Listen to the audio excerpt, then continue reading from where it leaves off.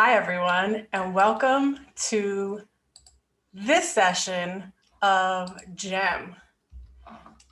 It's great to have you all here. I am Christina Wazak, and I'm the Assistant Director of Student Activities and Leadership. Welcome to the Leadership GEM series, which is a program under the BMCC Academy of Leadership and Service. During our last GEM session, we were joined by one of our great BMCC alumni, Romy Robiolis II. And today we are back with Azeez Alimi for our final session. Thank you for being here, Azeez. Oh, thanks for having me. So let's get started. Brag about yourself for a minute.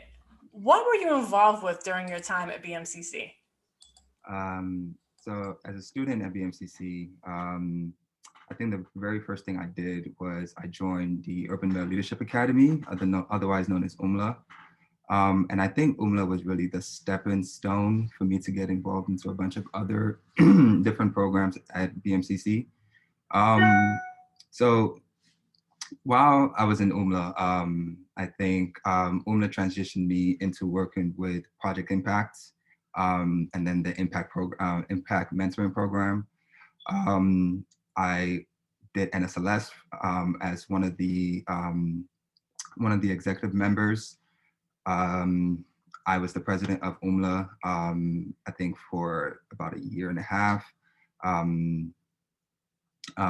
became the representative for USS at basically towards the end of my transition out of BMCC. And now I work under Student Success as a college assistant working with the undocumented population. Yeah, so I think that sums up all the things that I've done at BMCC. And could you just share what is USS, in case there's anyone here who doesn't know what that is? So I believe that stands for the University Student Senate. And essentially what it does is just like the senators and other, SGA's positions at BMCC, this is on a much larger scale. So instead of just working with your university, you're working with students across all of the CUNY systems. So from there, you are able to join different committees. I think I was on the budgetary committee. I was also in the admissions committee. So we used that time to really figure out ways to engage other students across the, all the different CUNY campuses. And these, to basically one, educate them, and two, really just get them a bit more involved and interested in what was going on within the CUNY system. Thanks for sharing that. So what have you been up to since you left BMCC? So a few things have changed.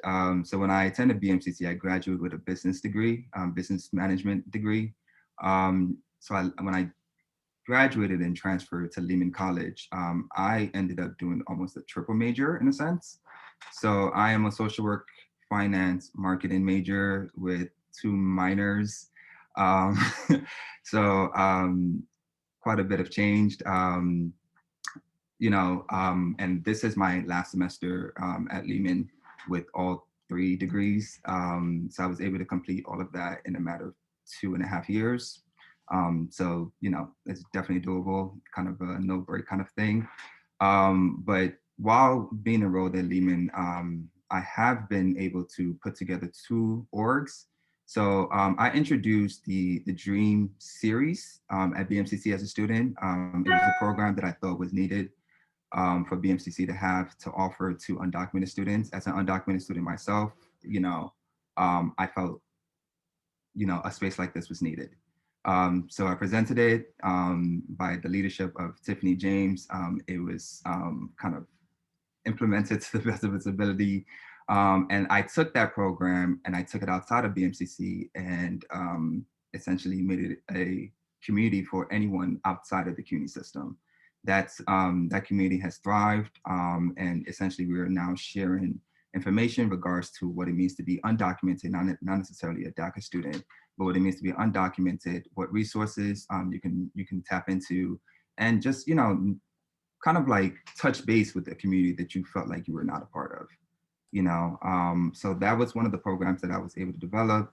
While we were in the heat of COVID, mental health is a huge thing that was happening. And I, as a student, struggled immensely with mental health during the COVID. Um, so I created what came out to be called the men's program, which is the Men Entering New Spaces program. And essentially that program came out of me going into an SGA meeting with a bunch of other members who were facing mental health issues, but feeling as though men of color themselves didn't have enough spaces to really talk about some of the challenges that we're facing.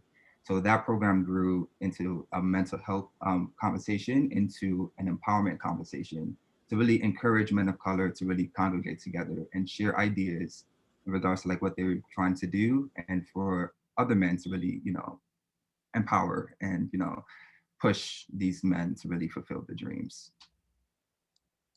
Wow, thank you so much for sharing that. So, who is someone you admire as a leader, and why do you admire them? It's funny. I've never said this to this person, but I have to say it has to be Ashton Holmes. And I say it because Ashton, like when I first met Ashton, I was just like, oh my gosh, this is the most unorthodox person I've ever met in my life. But the more you engage with him, it's like the more you see the reason why he is a bit unorthodox and why it works. His ability to connect with you on a personal level really translates well on a professional level. And as I've begun to like do some of this work, I've been able to say, you know what, if I had to emulate anyone, it has to be him. Even the way he writes his emails, like you look at the email and it sometimes feels like you're about to win a sweepstake. you know, so like I've been able to take a lot of the things that I've been able to like learn while working underneath him into the work that I do today. Obviously, like I take, some of the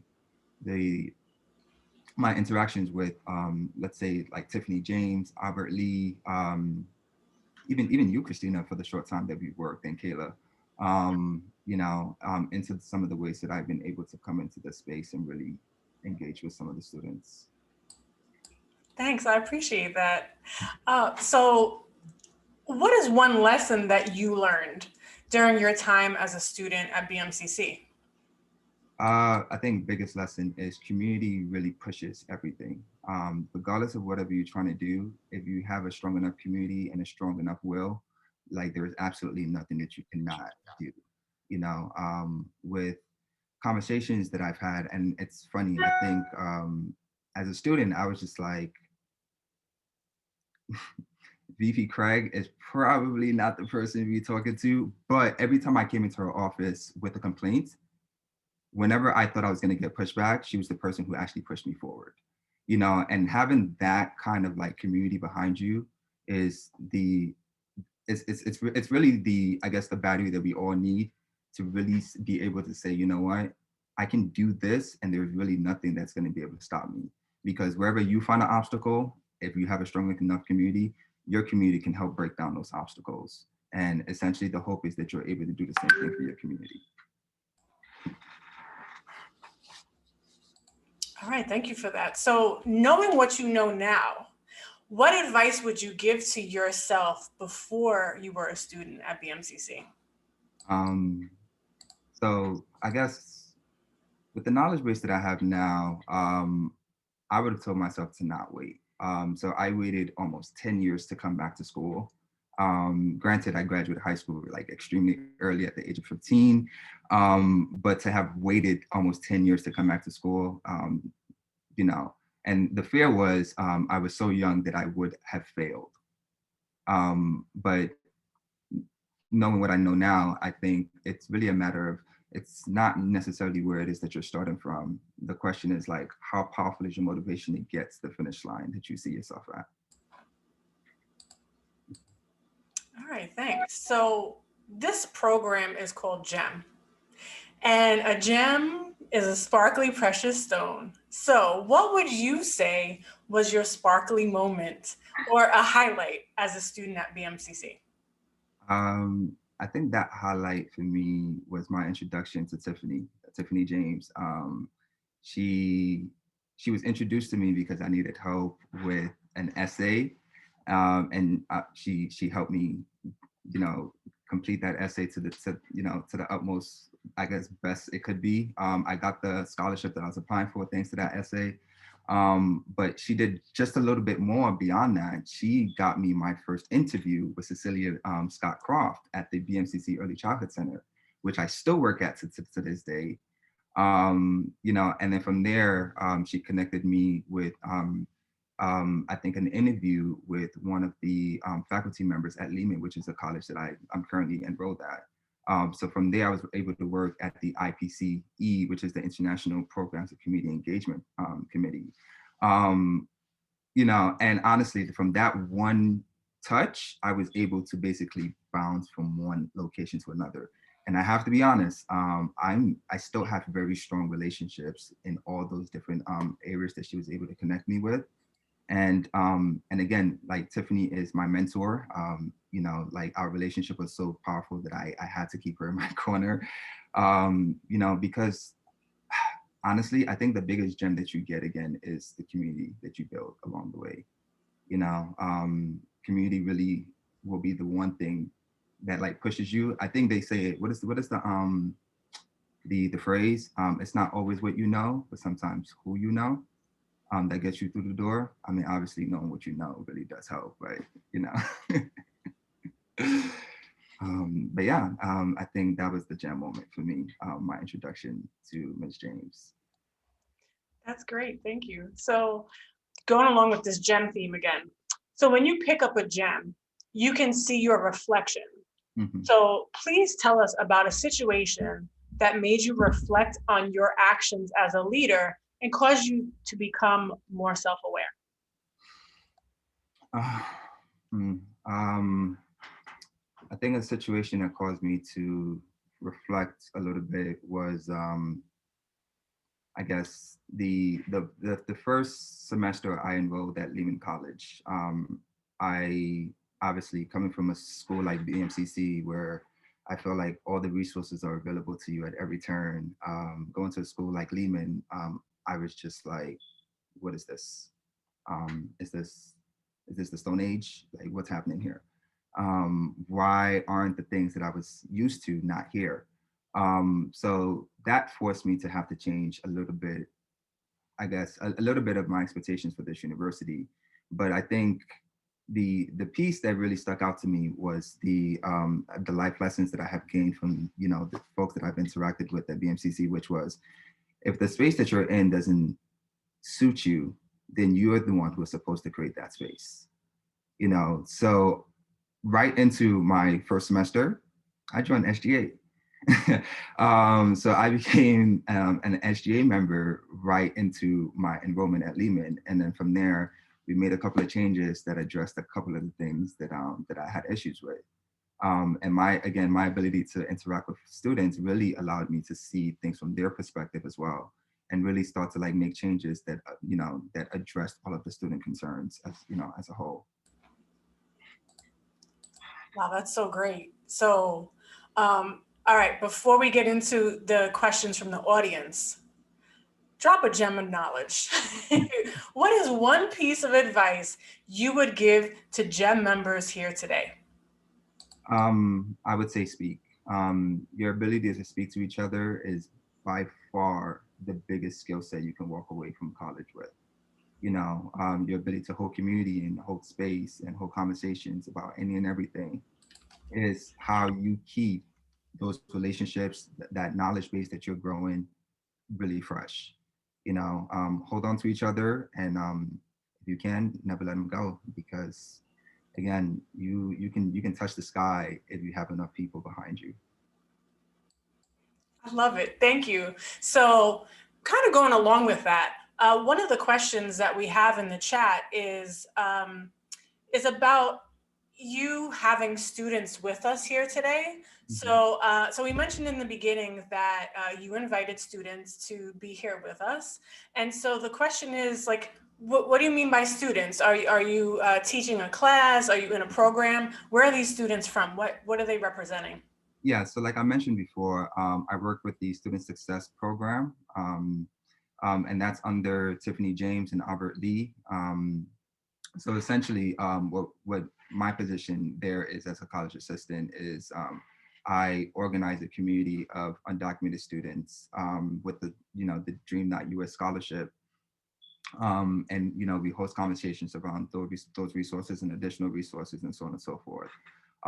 So essentially, when I say students, I am a student myself because we're both learning a little bit about this area. Um, and essentially, I guess in a sense, based on my position, we are hosting workshops to teach them a little bit more about ways to navigate their current system.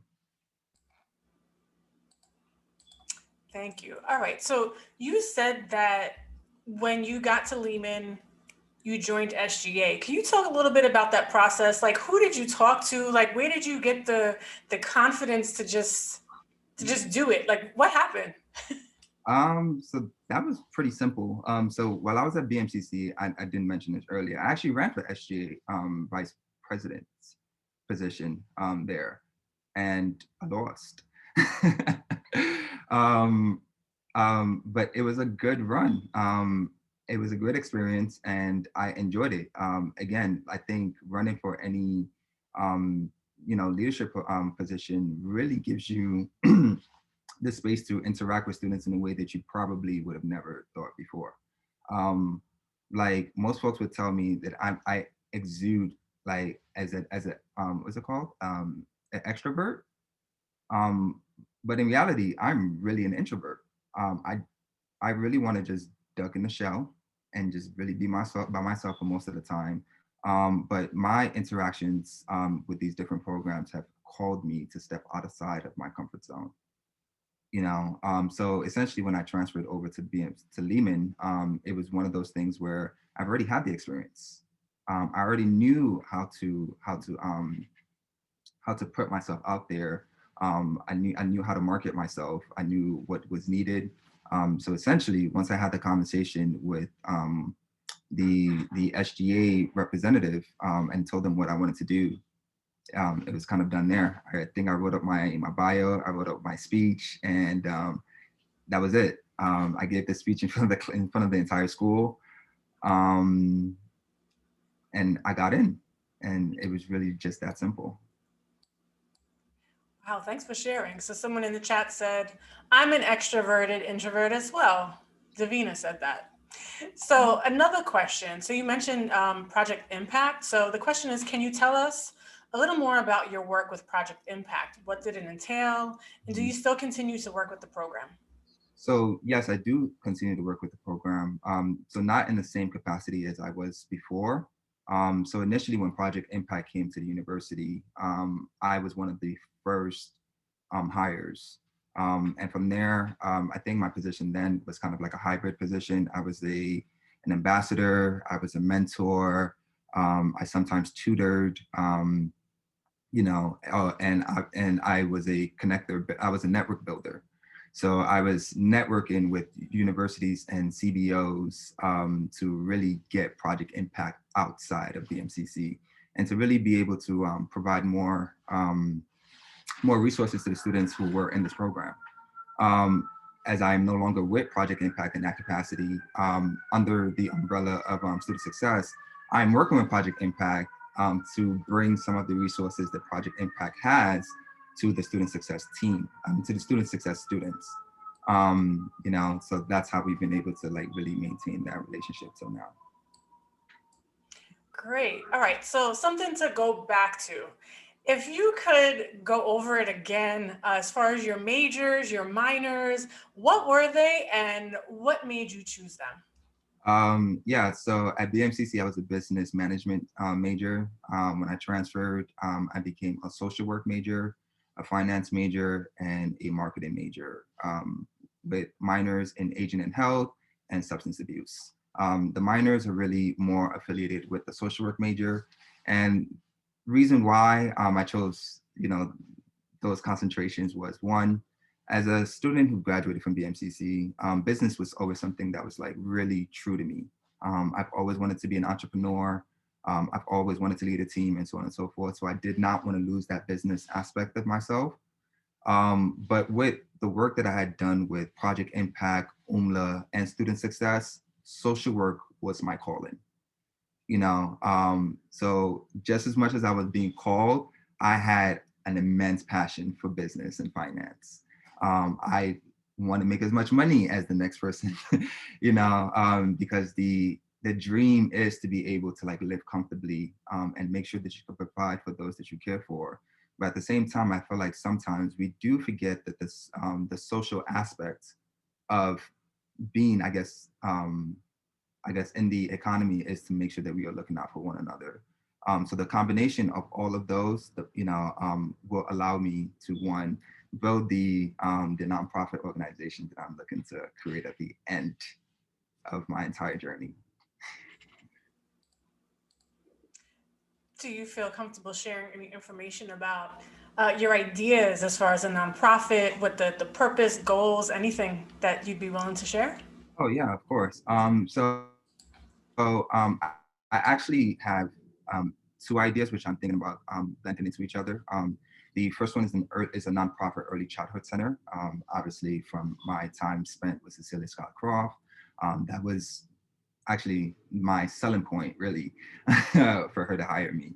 The idea that childcare costs so much, and especially in underprivileged neighborhoods, childcare is one of those things that is, I guess, it's not as it's one of those. Actually, let me start over. So childcare is expensive, right? And parents, like my parents for one, were constantly working just to pay for me to be babysat and so on and so forth. And it's funny, when we actually did the numbers, my parents were spending closer to about 30% of their paychecks on childcare. Um, so with that in mind, I always think about like how frequently I got to see my parents and so on and so forth. And one of the things that obviously sticks to mind is, if you find a problem, you should be the one to address it. So the nonprofit childhood center really came to address the need for childcare services, but to be able to subsidize the cost of those services. So parents can obviously don't have to work as much, and they can spend more time with their children. The other piece that came from that was to be able to educate and give resources to parents to be able to gain more skills, to be able to get better jobs, right? So they're making more money. So if they're making more money, that means they actually don't have to work as much, which means again, they can spend more time with their children. So that was that nonprofit. So I'm still in conversation with Cecilia Scott Croft in regards to that. And then the other one is really basically the same thing that I'm doing. It's really a bigger version of the Dreamer's Dream series, which is the undocumented community, again, and that encompasses the resources, the community, and the ability for opportunities for employment for the different, subcategories that you fall under as an undocumented person. Thank you for sharing all of that. So we got a lot of questions for you. So there's a couple of questions about opportunities that you've had. So what kind of opportunities have the programs, your majors, your minors, what kind of opportunities have opened up for you? And in that same line, is there one specific opportunity that you felt pushed you in the direction that you wanted to go? Yes. And I think above all the opportunities, and I'll go through like a small list of them. The CUNY Service Corp was perhaps the biggest one for me. CUNY Service Corp gave me an opportunity to get paid to learn in a field that I was interested in. And because I was a student, not an employer, the person supervising me needed to kind of take a step back and give me the space to grow. So I was able to take that experience and translate it into other areas of work that I've been able to engage in. Cultural Corp is a great one. And then a lot of it really has been, I love volunteer work. I've been volunteering with the 6-7 precinct for, I think it's about 8 years now. You know, I have a very strong relationship with the community affairs officer at that precinct. She actually taught me how to run track. You know, so it's really those opportunities that have allowed me to like really enter some spaces more than others.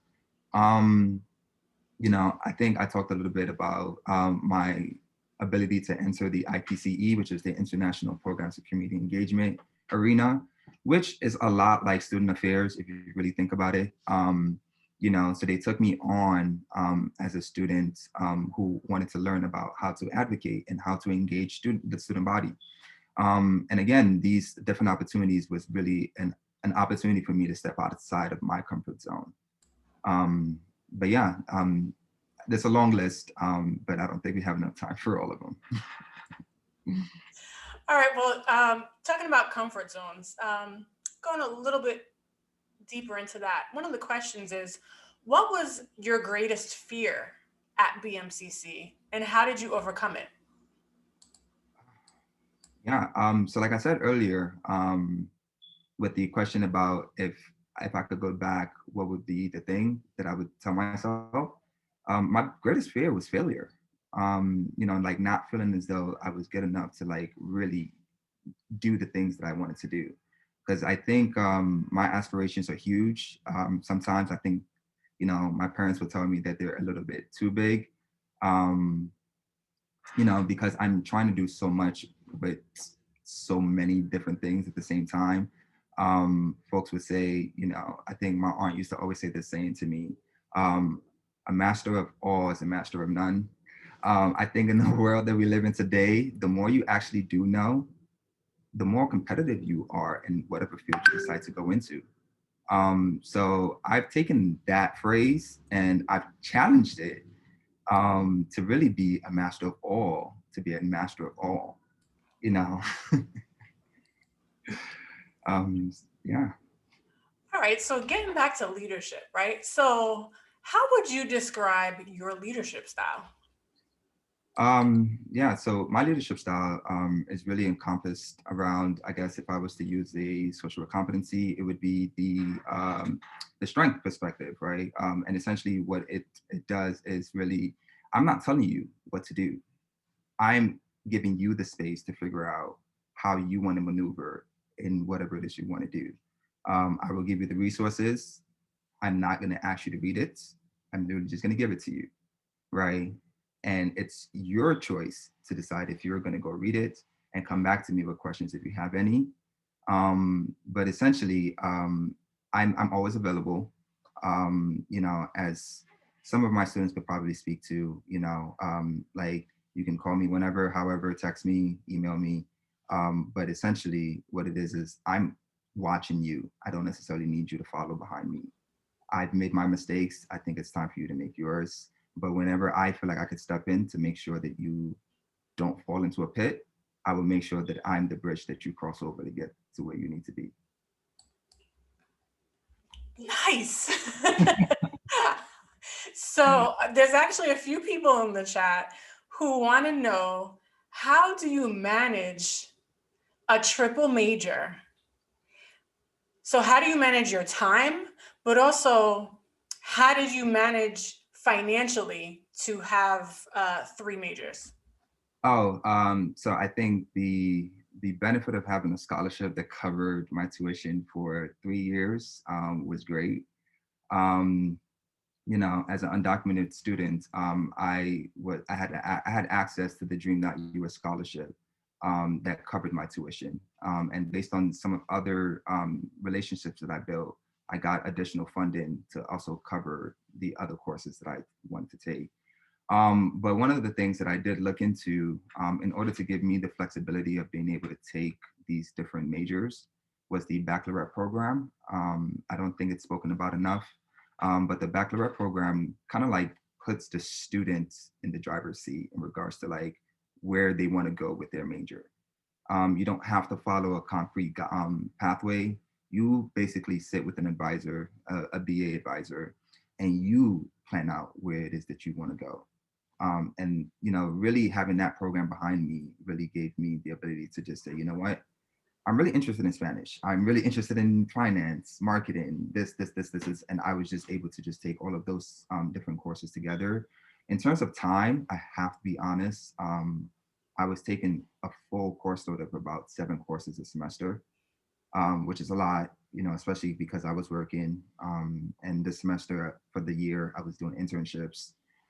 So there isn't really a lot of time to really relax. And I was also taking courses in the summer. I think 2 summers ago, I think I took a course load of 4 classes in both terms for the summer, which is a lot, right? Because you got to remember these courses are condensed and they require a lot of attention. So taking 4 of them at the same time really took a level of discipline that I didn't even know I had. Like I didn't go to sleep until maybe about 2 in the morning some days, but I had to wake up at like around 7:30 every day just to like basically start over. So sleep was a huge factor. I do not recommend this for everyone. But if it's something that you feel really passionate about, speaking to an advisor and really, mapping out what it is that you want to do would really help. Thank you. So, thinking about your mental health with all of this, you talked about the importance of paying attention to mental health. So, there are some questions in the chat. Like, what tools do you use to overcome obstacles, oppositions, and challenges? And then going along with that, when you feel overwhelmed with everything you are doing, or if you feel overwhelmed, what is something you do for your mental health? For one, I see a counselor every Monday morning at 10 o'clock. So that's really huge. Um, I think just having the ability to talk to someone freely, with, I guess, no judgment, really goes a long way. Like my ability to really sit with that counselor and just hash out everything that I'm thinking of, for that hour that I have, really helps, especially early in the morning. I take all that weight and I dump it and I just drop it and I leave it and it's done. And then I can just start the rest of my day like that. Um, and some of the other things is, I work out. I always still have to make sure that I take time to like make sure my body is taken care of. And the my ability to get outside, like I've been on a journey now to do 6 miles 3 times a week. Like I live in the Bronx now, so I would take the backwoods and I would run through the woods, of Van Cortlandt Park, do my 6 miles there. And in that time, I would take that time to like basically empty my mind. So like those are some of the things. I also bike. So all of those things are how I, kind of like de-stress a little bit.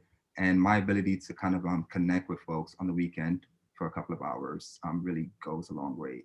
Like you want to be ambitious, you really want to shoot after your goals and your dreams, but you always have to remember like you need people too, and your ability to talk to people really really help you get to your dreams sometimes a little faster, but it does help in regards to keeping your mental state healthy. Wow, thank you. So we have a student who wants some advice. And the question is, well, I also find my interests are all over the place and I want to study many things. What is one thing you recommend to help do that? So I think I'll give you the same advice that was given to me, which was, no matter how many different things you're trying to do, can you find one point where they all meet?